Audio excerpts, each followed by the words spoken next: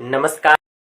आज जो भारतीय सुहेलदेव समाज पार्टी के राष्ट्रीय अध्यक्ष ओम प्रकाश राजभर जी ने जो अ, बहुजन समाज पार्टी की अ, राष्ट्रीय अध्यक्ष माननीय बहन जी के को उन्होंने उनके कार्यों का सराहना किया है, जिसको लेकर के हम लोग चर्चा करेंगे, जिसमें हमारे साथ जुड़ रहे हैं रिंकू राजभर जी, जो बहुजन समाज पार्टी के युवा नेता हैं, और दूसरे हमारे जो सुभाषपा के प्रदेश प्रमुख महासचिव ललित वर्मा जी जुड़ेंगे, और हम लोग चर्चा करेंगे, देखेंगे कि किस तरह से क्या बहुजन समाज पार्टी के क्या है आज के जो मुद्दा है, मुद्दे पर किस तरह से दोनों वक्ता अपनी अपनी बात रखेंगे। तो मैं आप लोगों से चाहूंगा कि आप लोग जुड़िए, और हमारे साथ जुड़ चुके हैं रिंकू राजभर जी। बहुत बहुत स्वागत है आपका एसडी इंडिया न्यूज चैनल में, रिंकू जी। बहुत धन्यवाद आपका।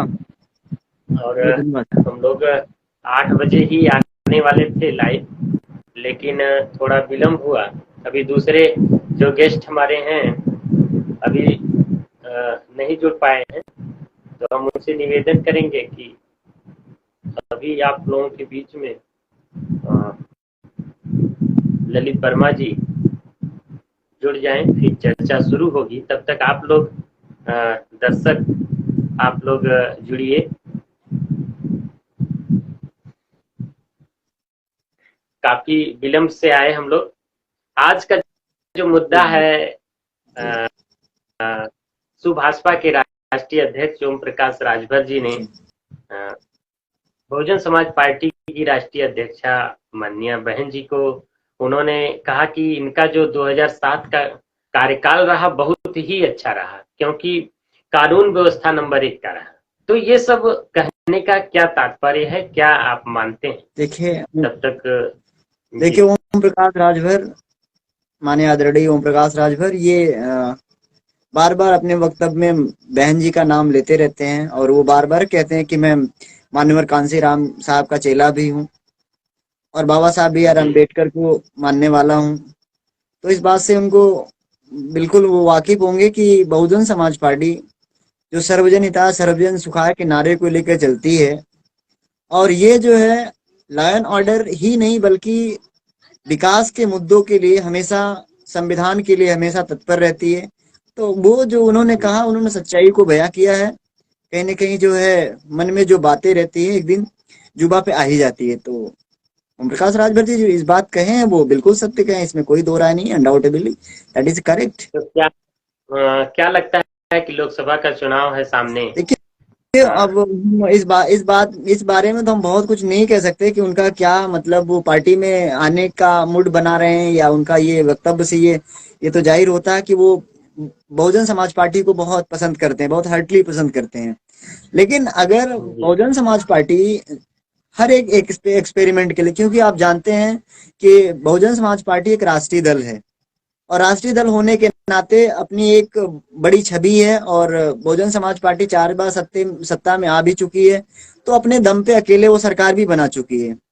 तो जो भी वो निर्णय लेगी तो वो सभी चीजें सोच समझ के लेगी कि जो हमारे पार्टी में आने वाला होगा तो हमारी पार्टी की रीति और नीतियों से पहले वो समझ ले, तो तभी उसको यहाँ पर जगह जगह तो यहाँ पर सभी के लिए देखिए हमेशा रहती। कभी बहुजन समाज पार्टी, हम ये कहा भी जाता है कि सर्वजन हिताय सर्वजन सुखाय, यानी सर्व जन की पार्टी है, कोई एक पार्टिकुलर किसी की पार्टी नहीं है। तो और अगर ओम प्रकाश जी आना चाहते हैं तो उनका यहाँ स्वागत है, बिल्कुल नहीं। लेकिन पार्टी की कुछ जो कंडीशंस है, पार्टी जो संविधान पे चलने वाली पार्टी है, मान्यवर साहब को मानने वाली पार्टी है, बाबा साहब बी आर अम्बेडकर को मानने वाली पार्टी है, तो उनको ये सब बातों को मानना पड़ेगा। तो वो बिल्कुल कहीं जो उनका व्यक्तिगत समाजवादी पार्टी से उन्होंने गठबंधन किया, कि वो और अगर आपको पुराने पुराने टाइम पे लेके चले तो वो अपनी राजनीति की शुरुआत भी बहुजन समाज पार्टी से की है, और वो खुद कहते हैं, मेरा वक्तव्य भी नहीं है, बार बार कहते हैं कि मानवर साहब ने ही मुझे सिखाया है, मानवर साहब से की ही पद पे चल के मैं उन्हीं को फॉलो करता हूँ। तो बहुजन समाज पार्टी से वो निकल के गए हैं, तो अगर बहुजन समाज पार्टी में जो निकल के वो बहुत दिन तक इधर उधर घूमते रहे, अगर कहीं सम्मान नहीं मिला तो बहुजन समाज पार्टी उनके लिए बहुत बड़ा सा ऑफर है, और बहुजन समाज पार्टी उनके लिए हमेशा स्वागत है। लेकिन बहुजन समाज पार्टी को वो करीब से देख चुके हैं, तो बहुजन समाज पार्टी के जो है तरीके से अगर रहें और बहुजन समाज पार्टी में आना चाहें तो वो आ सकते हैं। बिल्कुल। जी। तो अभी जो है हमारे साथ सुभाषपा के प्रदेश प्रमुख जी हैं, जो अभी जुड़ नहीं सके हैं, उनसे हम चर्चा करना चाहते थे।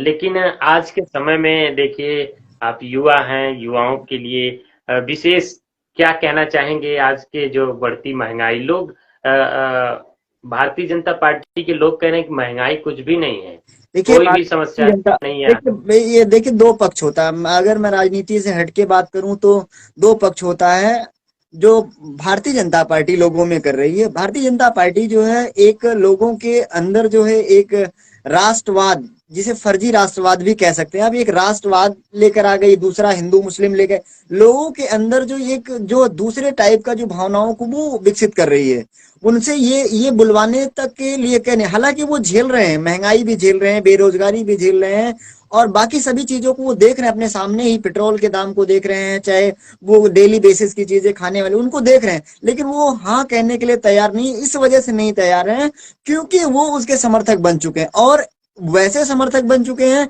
जो उसकी गलतियों को भी अपने जो है वो मुंह से हाँ करने के लिए तैयार नहीं है, तो उनको ये जो है। जाति जी, जी जी। जी, जातिगत जनगणना का जो मुद्दा चल रहा है अभी, हाँ, अ, लेकिन जातिगत पार्टी जनगणना का जो अभी विधानसभा में जो आवाज उठी है, और ये काफी दिनों से चलता आ रहा है, और ये आपको जान के ये जानना भी चाहिए, और हम जो आपको बता रहे हैं कि आपको भी बहुत ही जानकारी होगी इस बारे में। बहुजन समाज पार्टी जातिगत जनगणना को लेकर के सबसे पहले एक्टिव थी, उसके बाद जी, टाइम टाइम पे लोगों ने बहुजन समाज पार्टी, लेकिन इस बात पे राजनीति नहीं कर रही थी, लेकिन अब जो है हम्म, मांग आई है वो बिल्कुल पॉलिटिकल है, पॉलिटिकल, और लेकिन इसके बावजूद भी ये बहुत अच्छी चीज है, और ये इसको सरकार को इस पे संज्ञान लेना चाहिए, लेकिन सरकार भाग क्यों रही है?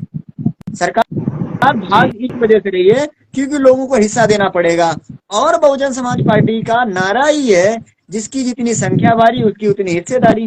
तो बहुजन समाज पार्टी इसका तो हमेशा समर्थन करती है कि जातियों की जनगणना होनी चाहिए, अगर जातियां बनी हैं तो उनकी संख्या भी बताई जाए, वो कितनी है, कितने कितने संख्या में रहते हैं, केवल वोट देने के लिए है, केवल उन पे राजनीति करने के लिए नहीं, उनका हिस्सा भी मिले, तो इस बात पे तो ये बहुत अच्छी चीज है। सबसे पहले जातिगत जनगणना का जो तो क्या मानते हैं कि ये एक राजनीति हो जी रही है बिल्कुल। या वास्तव में लोग देखिए जातिगत? देखिए मैं तो सपा के जो स्टैंड पे मैं बिल्कुल इस बात से सहमत हूँ, या मेरा मेरा ये व्यू है कि वो बिल्कुल पॉलिटिकल ही वे पे चल रहे हैं, और पॉलिटिक्स करने के लिए, लोगों में आने के लिए फिर से ये क्यों, क्योंकि जब उनकी सरकार थी तो ये ही लोग जो है जातिगत जनगणना के लिए तैयार नहीं थे, लेकिन आज हम्म, क्यों जातियां याद आ रही हैं? तब तो बैकवर्ड का जो मांग आया कि जो पिछड़े जाति को तीन भागों में बांटा जाए, ठीक है, एक सर्वाधिक पिछड़ा होगा, अति पिछड़ा, एक पिछड़ा होगा, तो इन्होंने इन लोगों ने ये कहा कि अगर पिछड़ा में डिवाइडेशन हो जाएगा तो इसमें सबसे ज्यादा नुकसान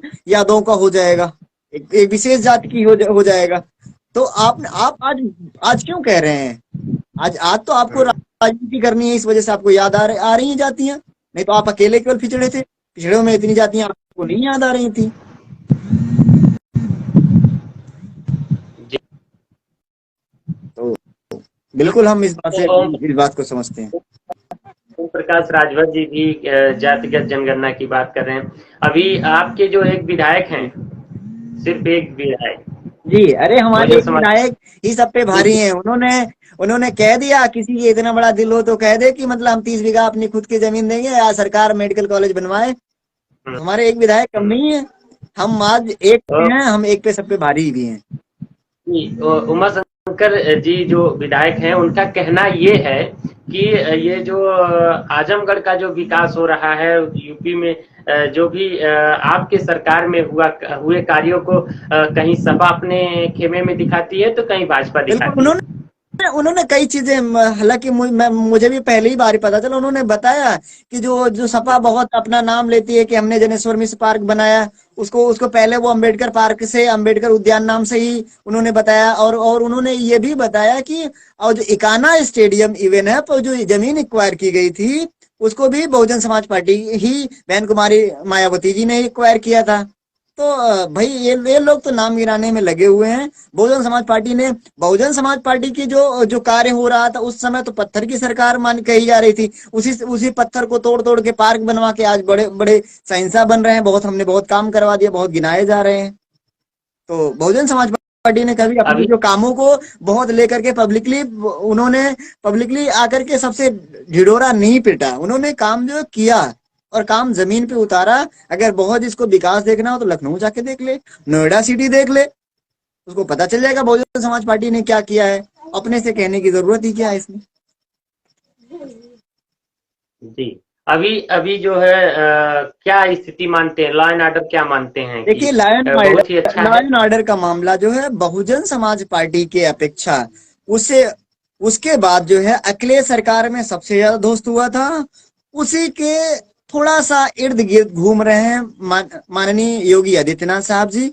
अगर इन सभी तीनों कार्यकालों में कंपेयर करेंगे, माननीय मुख्यमंत्री जी, एक्स मिनिस्टर माननीय अखिलेश जी, उसके बाद बहन कुमारी मायावती, तीनों में कंपेयर करेंगे तो ये भली भांति आपको पता चल जाएगा जो बहन जी ने जो लॉ एंड ऑर्डर का मामला किया था, जो उनके टाइम में लॉ एंड ऑर्डर था, आज तक वो रिटर्न नहीं आ पाया है। ये भले अपने को लोग कह ले कि हमने सबसे अच्छा कर लिया, सबसे अच्छा कर लिया, लेकिन जब तक ये जो है रिपोर्ट जो है एनसीआरबी की रिपोर्ट हो गई, अन्य रिपोर्ट जो आती हैं जिसपे क्राइम रेट देखा जाता है, इन सब से अगर बातें नहीं पता चलती हैं, अगर उस हिसाब से अगर नहीं होती, तो आप अपने से कह करके कुछ भी कह लीजिए, आप नंबर 1 पे हैं, नंबर 2 पे हैं। लोकसभा का चुनाव 2024 में होने वाला है, लेकिन निकाय चुनाव अप्रैल में होने जा रहा है। क्या लगता है जो देरी हो रही है, क्या मानते हैं? देखिए, सही सही बात तो ये है, पहली बात तो इन लोगों ने पिछड़ों को धोखा दिया रिजर्वेशन के नाम पर। अब फिर ये अपने से रिजर्वेशन हटा करके फिर पुनः रिजर्वेशन देने की बात कर रहे हैं। आपकी सरकार थी, आपने रिजर्वेशन लागू करवाया, फिर कैसे रिजर्वेशन में घपला हो गया। अब आप ये कहेंगे कि नहीं, रिजर्वेशन खराब हो रहा था, हमने दिलवाया। पहली बात इसका आपको आपको बेनिफिट चाहिए। दूसरी बात, आपका वर्तमान परिदृश्य बहुत खराब था। आप चुनाव जो है जीतने के कंडीशन में नहीं थे, तो आपके पास कोई मुद्दा नहीं था, इस वजह से आपने डिले किया। और डिले करने के बाद आप एक नया मुद्दा लेकर आएंगे जिसकी वजह से आप चुनाव में फाइट कर सके। यही इनके पास एक, इसी वजह से ये डिले हुआ, मेरा ये व्यू है इस बात पे। इसी तरह की खबर पाने के लिए चैनल को सब्सक्राइब करें और बेल आइकन की ऑल बटन दबाएं।